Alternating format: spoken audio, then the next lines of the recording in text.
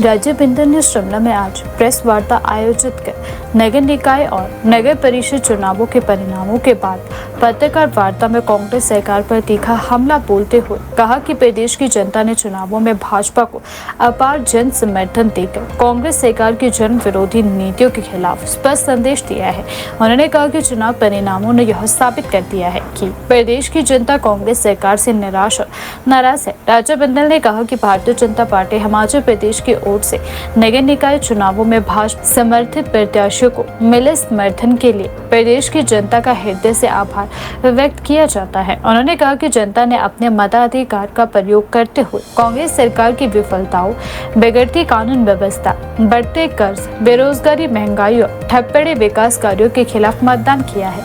उन्होंने आरोप लगाया कि मुख्यमंत्री सुखविंदर सिंह सुक्खू के नेतृत्व वाली कांग्रेस सरकार लगातार पंचायत और नगर निकाय चुनाव से लगातार भागती रही है। बिंदल ने कहा कि अक्टूबर-नवंबर 2025 में चुनाव होने चाहिए थे और राज्य चुनाव आयोग भी पूरी तरह तैयार था, लेकिन कांग्रेस सरकार ने जानबूझकर चुनाव टालने का प्रयास किया। उन्होंने कहा कि मामला माननीय उच्च न्यायालय और सर्वोच्च न्यायालय तक पहुंचा, जहां सरकार ने चुनाव टालने के लिए करोड़ों रुपए खर्च किए। अंततः सर्वोच्च न्यायालय के हस्तक्षेप के बाद चुनाव प्रक्रिया आगे बढ़ सकी। भाजपा प्रदेश अध्यक्ष ने कहा कि कांग्रेस सरकार लोकतांत्रिक प्रक्रिया से डर रही थी क्योंकि उसे जनता के गुस्से का अंदाजा था। डॉक्टर राजीव बिंदल ने कहा कि भाजपा ने पूरे प्रदेश में संगठित तरीके से चुनाव प्रचार किया और जनता ने भाजपा के पक्ष में भारी मतदान कर पार्टी पर अपना भरोसा जताया। उन्होंने दावा किया है कि नगर परिषद और नगर पंचायत चुनावों में भाजपा को व्यापक सफलता मिली है और कई क्षेत्रों में पार्टी ने शानदार प्रदर्शन भी किया है। हिमाचल प्रदेश के माननीय चुनाव आयोग ने, राज्यपाल, मुख्यमंत्री जी ने, मंत्रीगणों ने चुनाव को टाला। हिमाचल प्रदेश की जनता की आवाज को माननीय उच्च न्यायालय ने सुना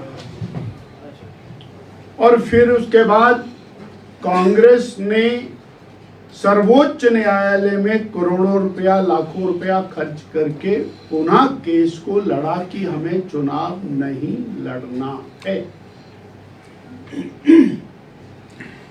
परंतु माननीय सर्वोच्च न्यायालय के आदेश के बाद चुनाव आयोग हरकत में आया और चुनावी प्रक्रिया शुरू।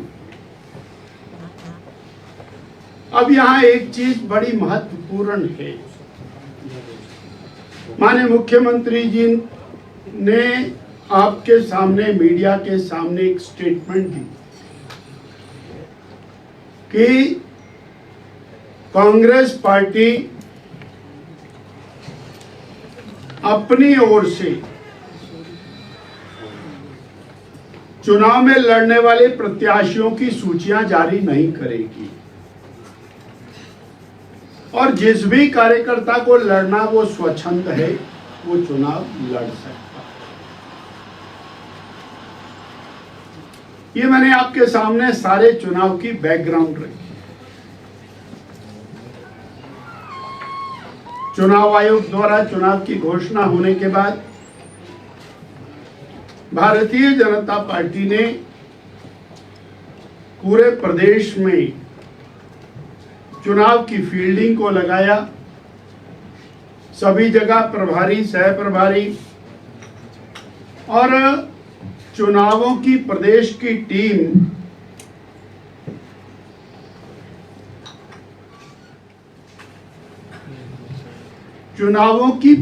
की टीम की घोषणा की और जिले की और मंडलों की टीम की भी घोषणा की। चुनाव आगे बढ़ा। 4 कॉरपोरेशंस के चुनाव हो गए, जिनका परिणाम 31 तारीख को आने वाला है। इसी मध्य 17 तारीख को 25 नगर परिषदों का चुनाव हुआ और 22 नगर पंचायतों का चुनाव। और आपके माध्यम से हम इस बात को जनता तक पहुंचाना चाहते हैं। हम हिमाचल की जनता का आभार व्यक्त करते हैं, धन्यवाद करते हैं, जिन्होंने भारतीय जनता पार्टी को भारी बढ़त देकर के अपने मत का उपयोग करते हुए भाजपा को जीताया। मैं कुछ तथ्य आपके सामने रख,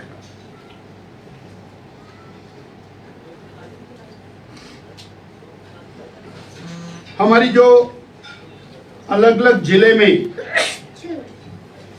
नगर परिषदें हैं, मैं पहले उनकी चर्चा करूंगा। बिलासपुर जिला में बिलासपुर नगर परिषद है। 11 कुल पार्षदों की सीटें हैं। 9 सीटें भारतीय जनता पार्टी ने जीती, 2 कांग्रेस ने जीती।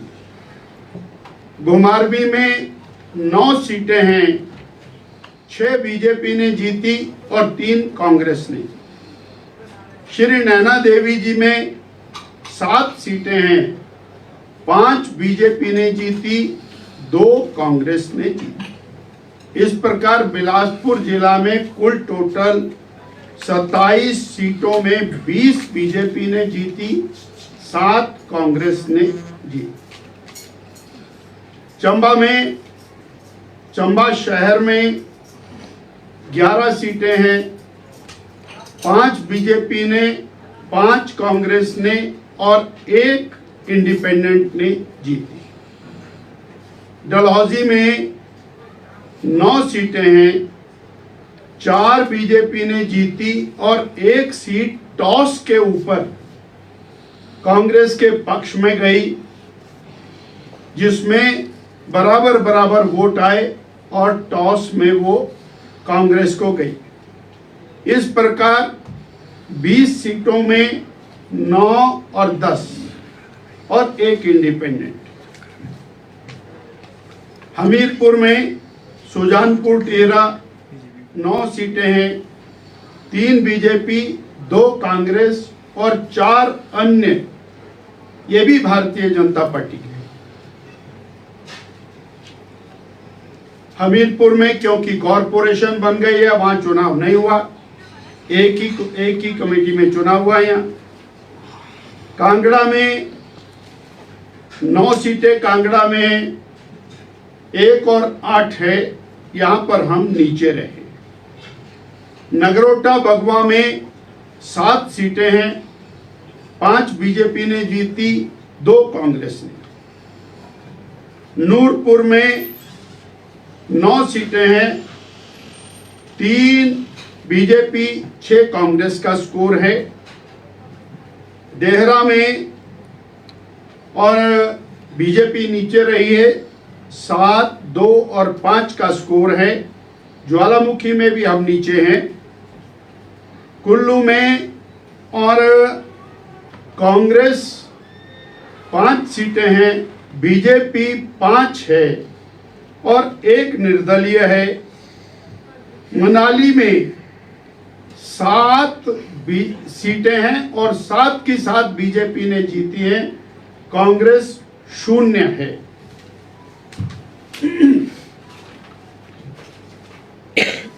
सुंदरनगर सरकाघाट में 7 सीटें हैं, 4 बीजेपी ने, 3 कांग्रेस ने। सुंदरनगर 13 सीटें हैं, 9 बीजेपी, 2 कांग्रेस और 2 अन्य। मंडी नेर चौक में हम पीछे हैं। जोगेंद्र यहाँ पर कांग्रेस आगे है। जोगेंद्र नगर में 7 सीटें हैं टोटल और 7 की 7 बीजेपी ने जीती हैं, कांग्रेस 0। रामपुर पहली बार भारतीय जनता पार्टी ने यहाँ पर बढ़त बनाई है। 9 सीटें हैं, 5 बीजेपी, 4 कांग्रेस। ठियोग में बीजेपी ने बढ़त बनाई है, 7 सीटें हैं, 4 बीजेपी, 2 कांग्रेस, 1 इंडिपेंडेंट। सोलन परमाणु में 9 सीटें हैं, 5 बीजेपी, 4 कांग्रेस। नालागढ़ में 9 सीटें हैं, 7 बीजेपी, 1 कांग्रेस, 1 अन्य, वो भी बीजेपी। नाहन 13 सीटें हैं, 7 बीजेपी, 6 कांग्रेस। पांवटा साहब 13 सीटें हैं, 4 बीजेपी, कांग्रेस 0 और 9 अन्य। संतोषगढ़ ऊना नोट करने वाला है, उप मुख्यमंत्री जी का है। 9 सीटें हैं, 7 बीजेपी, 2 कांग्रेस। और महतपुर बसदेड़ा ये भी उन्हीं का है। 9 सीटें हैं, 4 बीजेपी, 3 कांग्रेस और 2 अन्य। अब ये अगर जे नगर परिषदों का ग्रैंड टोटल आप करेंगे तो 229 टोटल सीट्स हैं जिन पर चुनाव हुआ, और 229 में से 120 सीटें बीजेपी ने जीती हैं।